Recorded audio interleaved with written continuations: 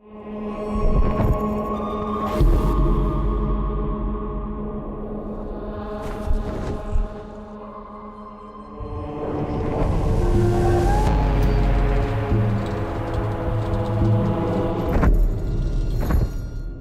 Inferno, there's just nowhere to just hang out. You know, I'm just gonna go to the jacuzzi area.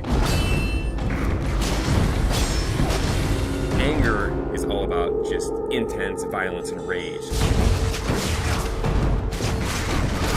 Everything in the world is against you. Cutting limbs off, heads are coming off.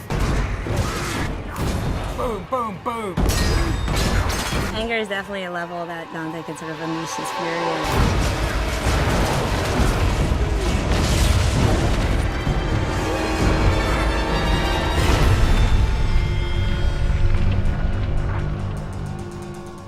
Second-to-second gameplay experience is really where Dante's Inferno pays off. We have a combination of a multiple set of weapons. We've got Death's Scythe, which is your big, powerful melee weapon. We've got the Holy Cross that shoots holy magic, and it's a range attack, it's a stun attack. You can do a lot of things with that. In addition to that, we have magic. You'll have magic powers that are on the righteous side and the unholy side. If you're in trouble and you want to like get out of the way or jump in the air or roll over there, whip out the scythe, blast with the cross, all those things just kind of lead into each other. You don't kind of have to start up something else. The main thing is you have a big ass scythe in your hand. We had like a sword at first. It wasn't feeling right. It just felt small and puny. The scythe's the thing here. That's almost the other character in there. The scythe that Dante uses is actually Death's Scythe. It's dark, it's evil, it's punishing, it's sharp. There's actually a lot of different modes it could go in. It could kind of have this sort of straight spear-like mode. It also has what we call sort of the collapse mode, where it's more like a scythe that's just on his wrist. At the beginning, we're all trying to find different things. We actually bought a scythe, you know, farmers, monthly or whatever. So we bought this scythe. As soon as we got the scythe, it's got the little handles like, no, this ain't gonna work. Sometimes you'll come into work and like you'll go to the kitchen and get coffee and there's just like some guy over there like with a broomstick and he's looking at himself in the mirror like doing this or going. So not only punishing everyone with that scythe, the other part of the combat is you've got a cross as well.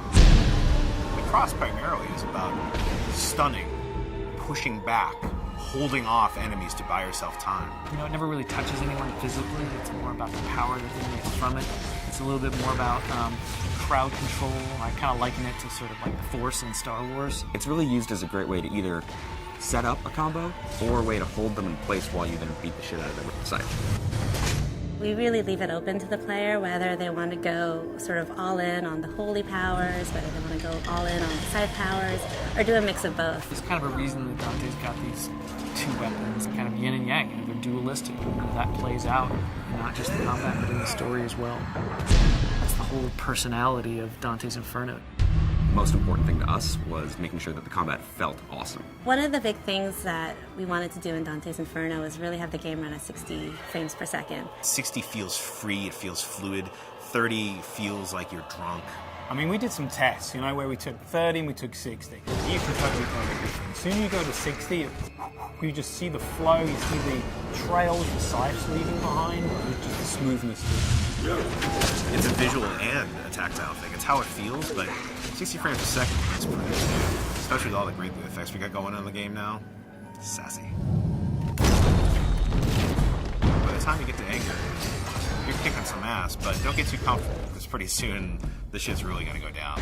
Going into anger, which is really combat focused, and you're really going to test your skills in that arena. Then you're going to go into heresy, which I think will make you think about certain things that you may not normally think about in a video game. Dante starts to go wild.